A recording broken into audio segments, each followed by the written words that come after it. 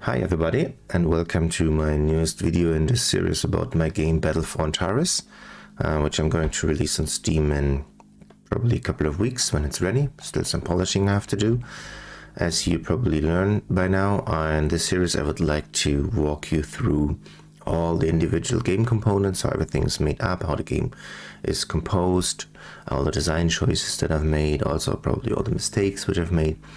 And in this particular video, I would like to highlight the artificial intelligence, so how the computer knows what to do. The computer is essentially tasked with competing against you, so it also needs to grow his empire, needs to order around his fleets, needs to decide which stuff to build on his planets. So today I would like to show you how that's done internally. I think I'm not going to I cannot cover everything in one video, because probably this is going to be twofold, where I just focus on one aspect now and then on the next one in the next video, just because the artificial intelligence is somewhat more complicated. But let's see.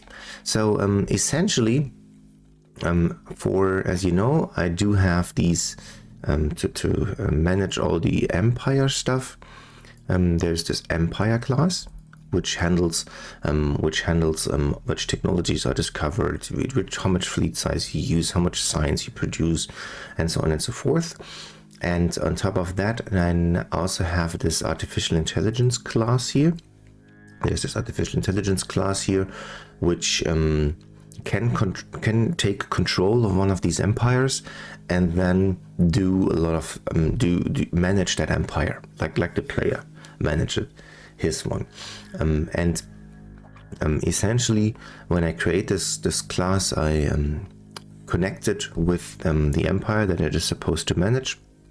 And it also needs to know about the rally point that it needs to control, and it needs to reference to the game state to do some game related things.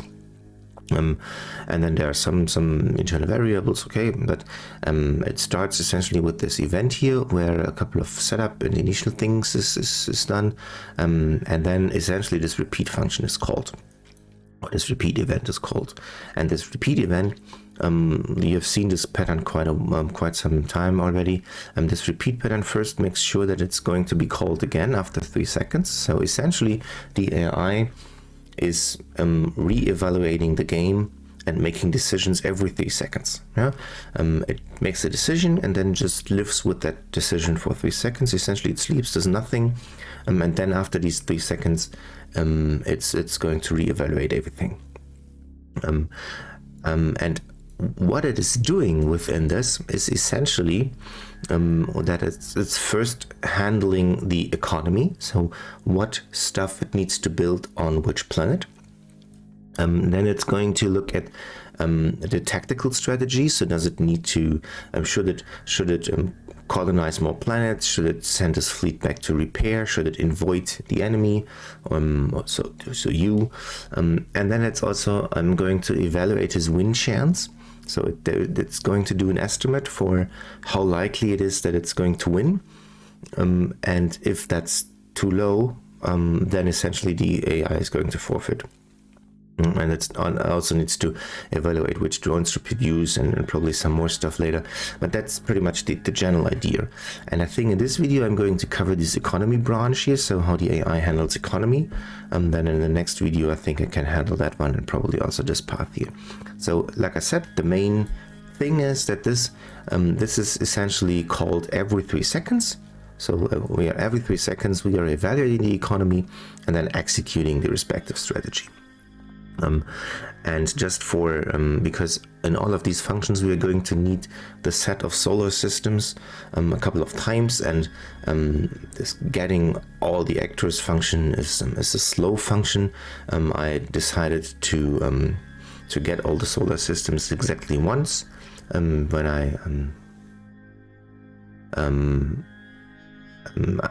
query all these solar systems exactly once, and then just give out the same area all the time to save. So a little bit of computation time here. Okay, so but that's probably not so interesting. Okay, so let's look into the evaluate economy function. Here the task is, or the idea is, that we want to we want to make a general assessment of what the enemy or the AI should focus on building in general, not with respect to a specific planet, but like empire-wide. What is the desire to increase the money we generate? What is the desire to increase the science that we generate? What is the desire to increase food? And what is the general desire to create more production capabilities? Yeah. So essentially what I do here first is I just count the amount of enemy stars and the amount of planets and stars which I have in my empire. So I'm just iterating through all the solar systems, and if the AI is the owner of that star system, then I just accumulate the stars and the planets that I have. These are just some indicators to let me know how far the game has already progressed, right? So at the very beginning you only have one star, the AI only has one star, but then over time it invades more and more stars, and then probably you as the player come and fight against it, so it's going to lose stars again. So okay, so that's this number. And now I just define the desire. Essentially what I do here is I say, depending on how many planets I have in the empire, I would like to have a certain amount of money per turn. Yeah. So if I only have 6 planets, then I would like to have 25 money per turn. This money increase number that you see in the top bar, essentially the same for the AI. And if you have a maximum of 30 planets, then I would like to have 215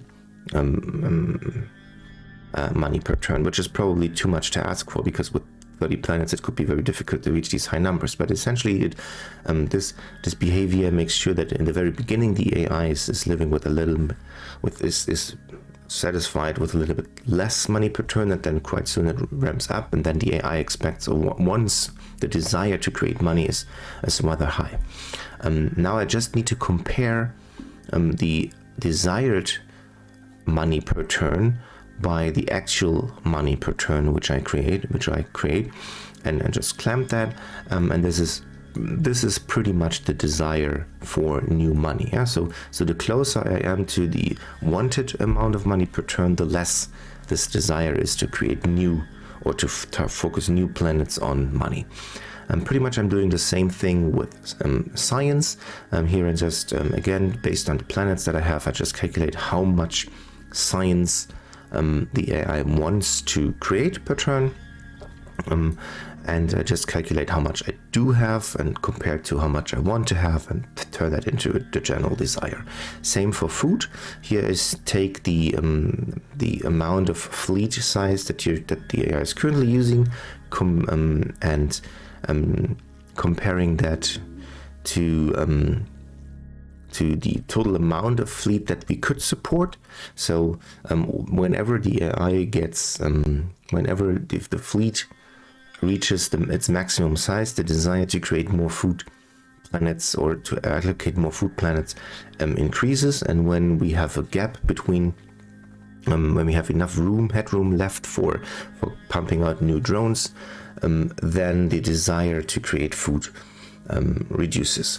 Probably what is missing here is, since there is this gap, this absolute maximum for drones that you can produce based on the technology, that should also be, probably I need to add this here as well, to say that if I've reached the maximum fleet supply, then I don't need more food, I need more technology. But anyway, that's probably a detail here. And also the same for production. Here the AI is essentially looking into the player empire to see how much fleet, how big is the player's fleet compared to how big is the AI fleet, and depending on that difference, I'm setting a basic desire for production related planets. So if the AI's fleet is bigger, then the AI tends to focus more on other structures, whereas if the player fleet is bigger, then the AI tends to focus more on production to essentially catch up. So that's the basic idea. So the general assessment of how important these individual resources are for the AI. And now what is left to do is to actually execute that strategy. So I pass all these desire values and also the number of stars which I own to this execute economy strategy function, which is a little bit more complicated. But essentially what happens here is I start with I essentially create a budget for the AI, how much money we can spend in this 3-second cycle, by just saying all the money that I have is in general available to be spent. So the budget which I have remaining is the total money in the beginning. And now, while there is still budget left to spend, I just iterate this whole thing here is going to iterate while there's still money left to spend. This is being executed. So essentially what I do here is I'm looking for the best star and the best planet that I should do an upgrade on based on all these desires and what this planet currently has developed and how much it would cost to upgrade and what would be the benefit. This essentially I'm trying to find the best planet that I should do an upgrade on. So I just iterate over all the solar systems which I own, and all the solar systems which I own, and now I just need to see how much, or what if I would build something on a respective planet, what would be the gain. So essentially I calculate temporary desires for food, money and science, dependent for that individual planet. For food, money and science, I just take the general desires which I've calculated in the other function. But for production I do another tricks, because essentially here I calculate I calculate how many stars I have in the empire, and increase the desire for production by this, meaning that because when you have more stars, drone production becomes more expensive, so in general you need more production. You will see why that is important later. And now what I do is I iterate over all the planets in this star, and I just see if this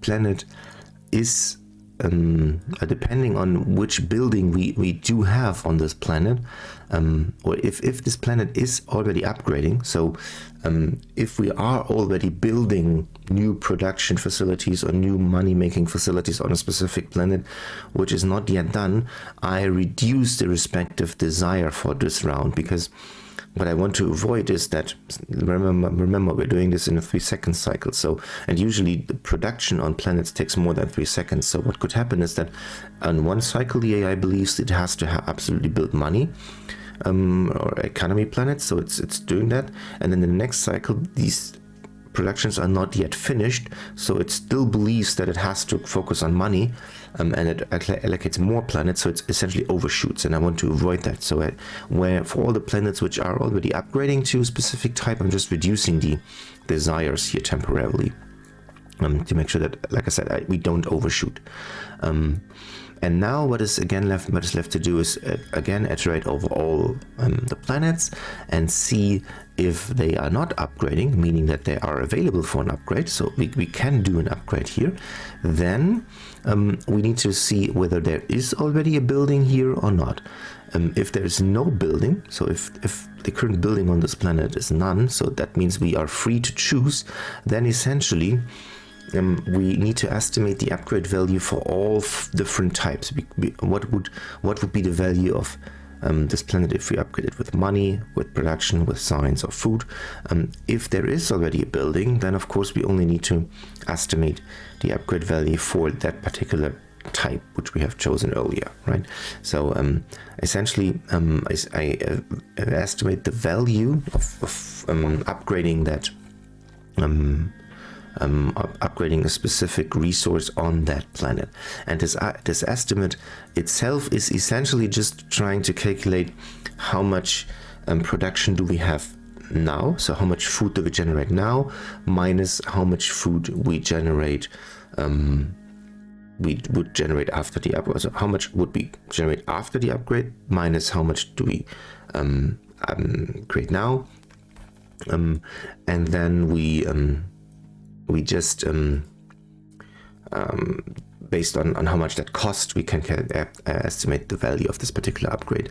All of this is multiplied by the respective desire. So if we could generate much more money, but we don't need money, then this upgrade value is of course less than, for example, if we desperately need more production and this planet is going to provide a reasonable amount of production for us, right? So essentially, like I said, for all the planets that we could potentially build or upgrade, I calculate what the value of that would be given these current strategies here, given these current desires here, and I'm just after iterating over all the planets, I'm finding the best one to upgrade. And what is now left to do is to say that if there is something which we want to build, then we just need to see if the Empire can pay for that. So if the upgrade is costing less than the remaining budget. If it is, then we just do the upgrade. We just build that infrastructure or do the upgrade and reduce our remaining budget.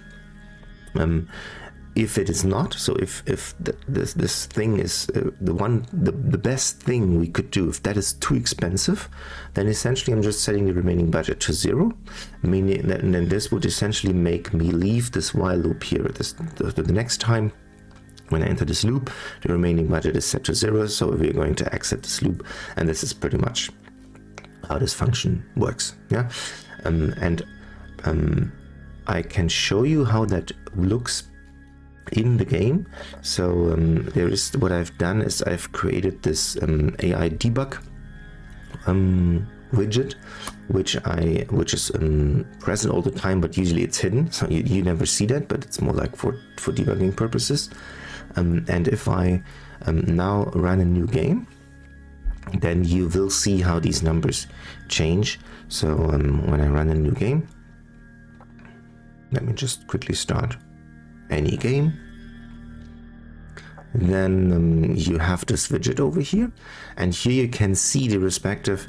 First of all, you can see how much money and how much science and how much production the Empire is currently producing. This is just for me to essentially have the same view as here, just for the enemy to see if the AI is making reasonable decisions. Probably you've seen that money has already decreased, and now the amount of money that it generates is already increased. So it must have created a food-based planet. Now it's also increasing in production. So the AI is obviously doing something. And here you can, wait a second. Here you can see these current desires. So currently the AI is pretty much in favor of production. It wants to create more production on his planets, and it will now focus on these kind of industry related stuff. And then with the next star systems, these things may change. Okay, so that's probably it for now. Next time I will walk you through the tactical side. So how does the AI decide whether to invade or whether to colonize new planets, or whether to attack you, or whether to send its drones back to repair, how that works, and how it then uses that to decide where to move the rally point. If there's anything else you would like to know, if you have more questions, just shoot me a message. I'm happy to answer those. Until then, see you next time, and goodbye. Thank you.